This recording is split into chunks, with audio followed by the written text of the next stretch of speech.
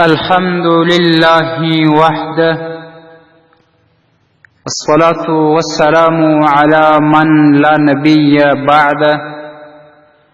ولا رسول بعده وهو خاتم النبيين. محترمو قدرمندو درنو ورونو او پتمندو خويندو، نن یو هغه عمل چې د هغه طریقه ډیره اسانه ده او ثواب یې ډیر زیات دی، تر تاسو رسوم.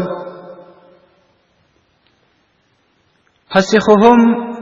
مسلمانان که نارینه وي که زنانه په روزانه ژوندون کې 2 3 5 4 اودسونه کوي.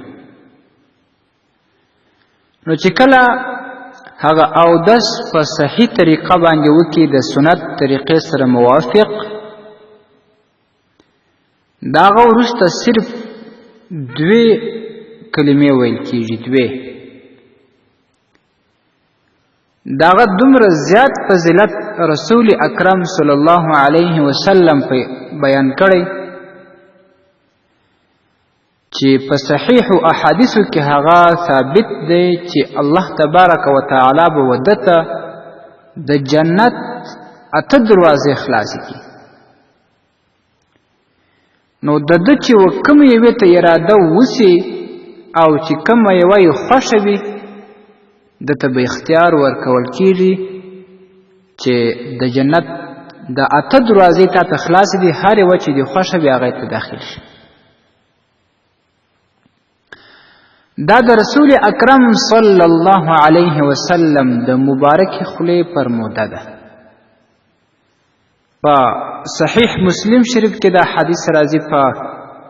رقم د 240 کې. امام ترمذی رحمه الله په خپل کتاب سنن ترمذی کې نقل کړی په رقم د 55 کې، او دغه شان په مسند احمد کې راځي، سنن نسائی کې راځي، ابن ماجه کې هم راځي.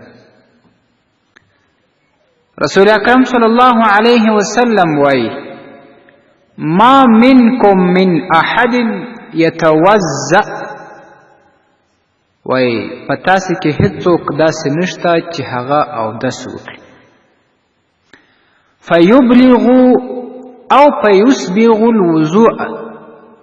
چې هغه په کاملې طریقې سره اودس وکړي، په ښه شان سره د سنتو موافق اودس وکړي. دلته شارحینو دا ترجمه کړې ده چې یتمه ویعطي کل عضو حقه من الماء، هر اندام ته چې هر عضو هر اندام پرېولي هغې ته د هغه اوبو حق ورکړي، چې سنت طریقه یې دا ده چې 3 واره به هر اندام پرېولي. او په ټولو اندامونو کې که د 1 ویښته قدر ځای وچ پاتې سي اودس نه دی صحیح، نو پر خپلو اندامونو باندې اوبه بهول دي. نو چې کله داسې اودس څوک وکوي او له اوداسه چې فارغ سي، بیا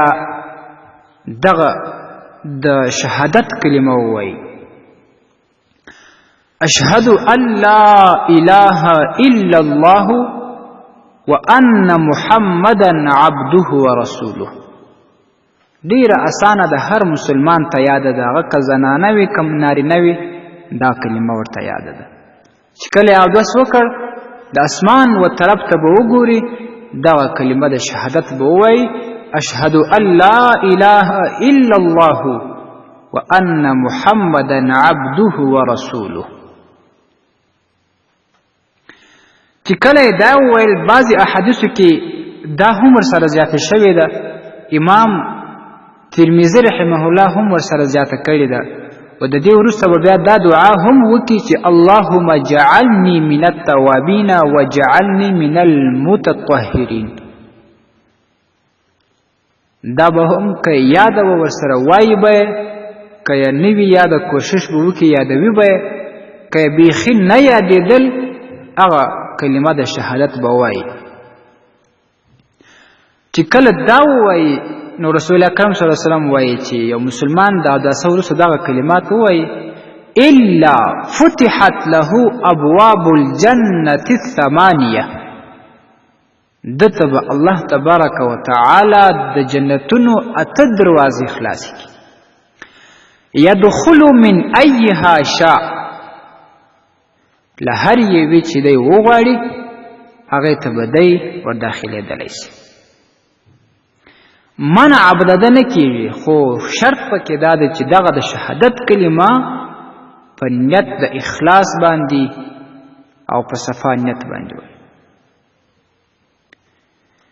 معززو ممکن ډیر ورونه به دا وایي ممکن ډیر به ترې ناخبره وي وایي به یې خو فضیلت به یې نه ورته معلوم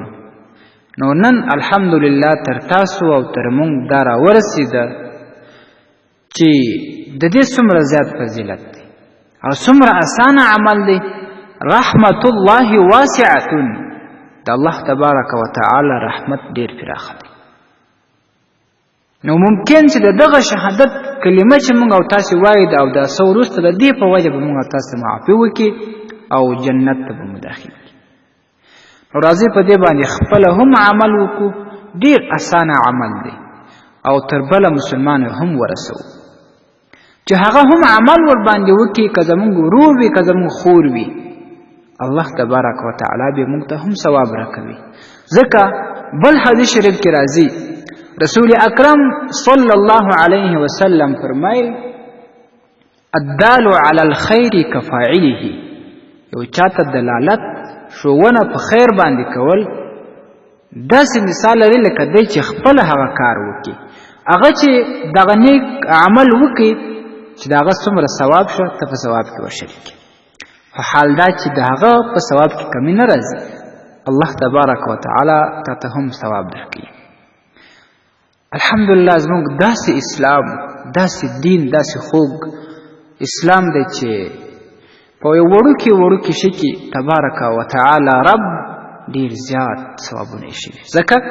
د الله تبارک و تعالی رحمت ډېر زیات پراخه دی او دغه عمل به کوو یو ځل بیا هغه درته تکراروم یو د شهادت کلمه بله دعا اشهد ان لا اله الا الله وان محمدا عبده ورسوله د دې وروسته به بیا وایي اللهم اجعلني من التوابین واجعلني من المتطهرین دغه به دعا کوي الله تبارک و تعالی دې موږ او تاسو د دې د عمل کولو توفیق نصیب کړي